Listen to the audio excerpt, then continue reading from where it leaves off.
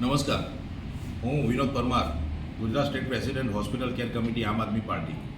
આજે મારે Facebook live થવું પડ્યું અને આજે એક વિકટ સમસ્યાઓ જે સામે આવી રહી છે આરોગ્યને લગતી, એના માટે મારે આજે કંઈક કહેવું છે.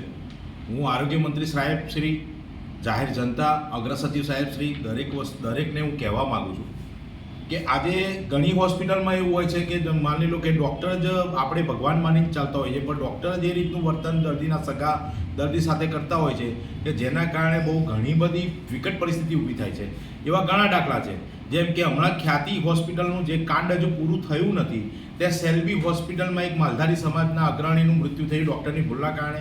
ડૉક્ટર સ્વીકારવા તૈયાર નથી નરોડામાં. મારી નજર સમક્ષ એક પ્રસૂતાને ત્યાં દાખલ કરવામાં આવ્યા, બરાબર. એમનું ટોટલ બિલ 7,77,000 કરવામાં આવ્યું.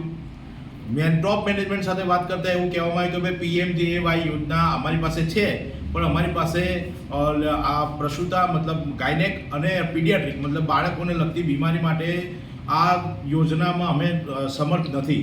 મેં એમને પૂછ્યું મેં કેમ, કે અમે ક્લસ્ટર લીધું નથી. એટલે શું આ હોસ્પિટલોની મનમાનીથી આપણી સરકાર ચાલે છે? હોસ્પિટલો સાથે કેવી રીતની સાંઠગાંઠ હોય છે સરકારને કે ખબર જ નથી પડતી. સામાન્ય પબ્લિક જાય છે, 7,77,000 રૂપિયા બિલ એક મધ્યમ વર્ગનો વ્યક્તિ કે કોઈ પણ વ્યક્તિને પોસાય નહીં, અને એ પણ પ્રસૂતામાં. અને એમાં પણ પરિણામ આવ્યું કે અધૂરા માસે બાળક જન્મ્યું હતું 7.5 મહિને, તો એ બાળક અધૂરા માસે જન્મવાના કારણે બહુ કોમ્પ્લિકેશન્સ માતાને બી થયેલા અને એ બાળક એક્સપાયર થઈ ગયું. ટૂંકમાં કહેવા મતલબ શું છે કે આ જે પણ ચાલી રહ્યું છે હોસ્પિટલોમાં એ ખરેખર અંધાધૂંધ ચાલી રહ્યું છે. એક મોટો બીજો બનાવ એ બન્યો છે હમણાં ભાવનગરની સરટી હોસ્પિટલ, એટલે સર તખતસિંહજી હોસ્પિટલ સરકારી હોસ્પિટલ છે. સરકારી હોસ્પિટલમાં ગાયનેક વોર્ડમાં એક પેશન્ટ અત્યારે હાલમાં એ એડમિટ છે, બરાબર છે. એ સવારથી ડૉક્ટર એને નોર્મલ ડિલિવરી કરવાનું કહેતા હતા, બરાબર. ત્યાં બપોર સુધી જો એના પરિવારવાળાએ કીધું કે સાહેબ કંઈ નહીં, સવારે 5 વાગે દાખલ કરેલા, બપોરે 2 વાગ્યા સુધી કંઈ રિઝલ્ટ ના આવતા એમના પરિવારે કહ્યું કે ભાઈ સાહેબ તમે સીધર કરો, તો ડૉક્ટરનો ઉદ્ધત જવાબ, તમને ખબર ના પડે, તમે શું છે, આમ છે તેમ છે. એટલે પરિવારવાળા બી સંકુચિત થઈ ગયા કે ભાઈ હવે અમારે શું કરીએ, બરાબર. અને એના કારણે ડૉક્ટરે લેટ એની સિઝરિંગ તો કર્યું જ. જો કદાચ 8 ડૉક્ટરો પ્રાઇવેટ હોસ્પિટલ ચલાવતા હોત તો તાત્કાલિક પર સિઝરિંગ કરે, કારણ કે એમને રૂપિયા મળે, બરાબર. સરકારી હોસ્પિટલના ડૉક્ટરના કારણે અત્યારે માતાનું બી જીવ જોખમમાં હતો અને બાળક તો જોખમમાં છે. છેલ્લા 3 દિવસથી બાળક પીડિયાટ્રિક ડિપાર્ટમેન્ટમાં કાચમાં રાખવામાં આવ્યું છે, ઓક્સિજન ઉપર છે, મતલબ એ બાળકનું કોઈ મૂવમેન્ટ નથી, વેન્ટી ઉપર જ છે. ત્યાંથી અત્યારે હાલ પણ પીડિયામાંથી પણ કોઈ જવાબ મળતો નથી.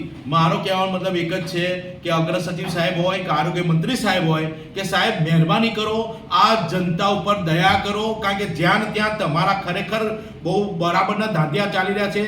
અગ્ર સચિવ સાહેબને કિડની વિશેની ભરતી વિશે મેં પૂછ્યું તો એવું કહ્યું કે દરેક પાર્ટી જો આ રીતે કમિટીઓ બનાવશે તો અમારે બધાને જવાબ. સાહેબ કમિટી નહીં, રાષ્ટ્રીય પાર્ટી છે આમ આદમી પાર્ટી, રાષ્ટ્રીય પાર્ટી અને એની કમિટી છે હોસ્પિટલ કેર કમિટી. તમારે જવાબ આજે નહીં તો કાલે કે 17 વખત આપવો પડે. રાષ્ટ્રીય પાર્ટીની વાત છોડો, તમે સામાન્ય નાગરિકને પણ તમારે જવાબ આપવો પડે, કારણ કે તમે સરકારી મુલાજીમ છો અને સરકારના જે બી અધિકારીઓ છે કે જે એને પૈસા સરકારના જનતાના ટેક્સની રીતે એને પૈસા મળે છે, બરાબર. અને તમે જનતાના સેવક છો, જનતા માટે કામ કરો છો, તો જનતાને જવાબ તો તમારે આપવો જ પડે. કોઈ પણ નાનો મોટો કેસ હશે તો ડાયરેક્ટ પોલીસમાં જવામાં આવે ડૉક્ટર સામે, તો પોલીસ એમ જ કહે છે કે ભાઈ મેડિકલ કાઉન્સિલમાં જાઓ. મેડિકલ કાઉન્સિલ એટલે શું? મેડિકલ કાઉન્સિલ કોઈ રિટાયર્ડ જજની પેનલ નથી બેસતી, ત્યાં બધા ડૉક્ટર્સ જ બેસે છે. એટલે ડૉક્ટરનું ખેંચે છે ત્યાં સુધી ત્યાં બિચારો જે વિક્ટીમ મતલબ જેને પીડા થઈ છે, જેને સહન કર્યું છે, એને ન્યાય મળતો જ નથી. હવે આ મેડિકલ કાઉન્સિલનો હું આવતી વખતે જ્યારે પણ ફેસબુક લાઈવ થઈ, જ્યારે પણ હું આવીશ ત્યારે મેડિકલ કાઉન્સિલના બધા પર્દાફાશ કરીશ. મને ખબર છે મેડિકલ કાઉન્સિલમાં કેવી રીતનું કામ થાય. સામાન્ય પબ્લિકને ન્યાય ત્યાંથી મળતો જ નથી અને પોલીસ પણ એનો કેસ લેતી નથી. ત્યાં ના ન્યાય મળે એટલે એને હાઈકોર્ટમાં જવાનું કહેવામાં આવે છે, સુપ્રીમ કોર્ટમાં જવાનું કહેવામાં છે. આવા ઉદ્ધતાઈભરે વર્તન હોય છે. એટલે મેડિકલ કાઉન્સિલને અહીંયાથી બરતરફ કરવામાં આવે કે મેડિકલ કાઉન્સિલ કાં તો રિટાયર્ડ જજની પેનલ બેસાડવામાં આવે. આ મારી માગણી છે. હું અત્યારે આરોગ્ય મંત્રી સાહેબ શ્રી અને અગ્ર સચિવ સાહેબ શ્રીને હું એક આવેદન રૂપે એક અરજી મોકલું છું અને એમાં આ બધું જે ચાલી રહ્યું છે ઘટનાક્રમો એ બધું એમના ધ્યાનમાં લાવું છું. જો કોઈ પણ હોસ્પિટલ મલ્ટી સ્પેશિયાલિટી બોર્ડ લગાવતી હોય તો ત્યાં PMJY જે સરકાર, તમે એમ કહો છો કે અમે સામાન્ય પબ્લિક માટે કે નાના માણસ માટે વિચારીએ છીએ, તો નાના માણસને PMJY યોજનાનો પૂરો લાભ કેમ નથી મળતો? ચલો ગાયનેક ડિપાર્ટમેન્ટ એ લોકો એમ કહે છે કે અમે જો તો પીડિયા તો હોવો જોઈએ ને, પીડિયાટ્રિક એટલે બાળક, એ કોઈ પણ ક્લસ્ટર એવું કહે છે કે અમે ક્લસ્ટર લીધું નથી. તો આટલી મોટી તમારી હોસ્પિટલ છે, મલ્ટી સ્પેશિયાલિટી હોસ્પિટલ છે, તો ગવર્મેન્ટે શું જોઈને તમને PMJY? ખાલી મલયવાળા ડિપાર્ટમેન્ટમાં જ તમને ક્લસ્ટર આપે છે, મલયવાળા જ ક્લસ્ટર તમને આપવામાં આવે છે. જો સામાન્ય પબ્લિક માટે વિચારતી હોય આ સરકાર, સંવેદનશીલ સરકાર પોતાને કહે છે, તો હું એક જ વસ્તુ કે જો તમારામાં સેટ પણ સંવેદના હોય તો દરેક હોસ્પિટલમાં PMJY ના દરેક ક્લસ્ટર આપવામાં આવે. પીડિયાટ્રિક હોય, ગાયનેક હોય, ઓર્થો હોય, ન્યુરો હોય, કોઈ પણ હોય. કારણ કે સામાન્ય પબ્લિકને ખબર નથી કે PMJYમાં પહેલા તો દાખલ કરવામાં આવે છે, ડિપોઝિટ લેવામાં આવે છે, પછી એવું કહેવાય કે ભાઈ PMJYમાં તમારું મંજૂર થશે તો પૈસા પાછા, પછી પાછળથી જવાબ એ કે ભાઈ આ નથી અમારી પાસે, નહીં થાય.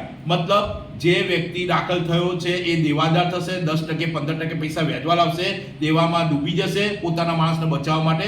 એટલે મારી સરકારને અપીલ છે કે મહેરબાની કરીને, અને આરોગ્ય વિભાગને ખાસ કે મહેરબાની કરીને આવા કેસીસમાં ધ્યાન આપો, અને જો સરકારી હોસ્પિટલોમાં જો બેજવાબદારી ભરી વર્તન થતું હોય તો ત્યાં જરા રોક લગાવો.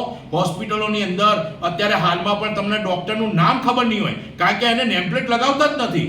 એ લોકો ખાલી એપ્રોન પહેરીને સેવા, એપ્રોન પહેરી તો કોઈ પણ આવી શકે છે અંદર, નામનું કોઈ હેડિંગ હોતું નથી. હમણાં જ 1200 બેડમાં એક મેડમ મને એવું કહેતા હતા, અમે પણ વર્ગ ધરાવીએ છીએ. એટલે શું આ તમારી હોસ્પિટલોમાં જે ડૉક્ટરની ભરતી વર્ગ ઉપર થાય છે કે એજ્યુકેશન ઉપર થાય છે? એના ભણતરના માધ્યમથી લો છો કે વર્ગના માધ્યમથી? એ મને સ્પષ્ટ કરી આપો. સાહેબશ્રી, મારી વિનંતી છે આ જાહેર જનતા વતી આમ આદમી પાર્ટી હોસ્પિટલ કેર કમિટીના અધ્યક્ષ સ્થાનેથી હું આપને એક વિનંતી કરું છું કે તમારું જે બી આ વલણ છે એ સુધારવાનો પ્રયત્ન કરો, સુધારવાનો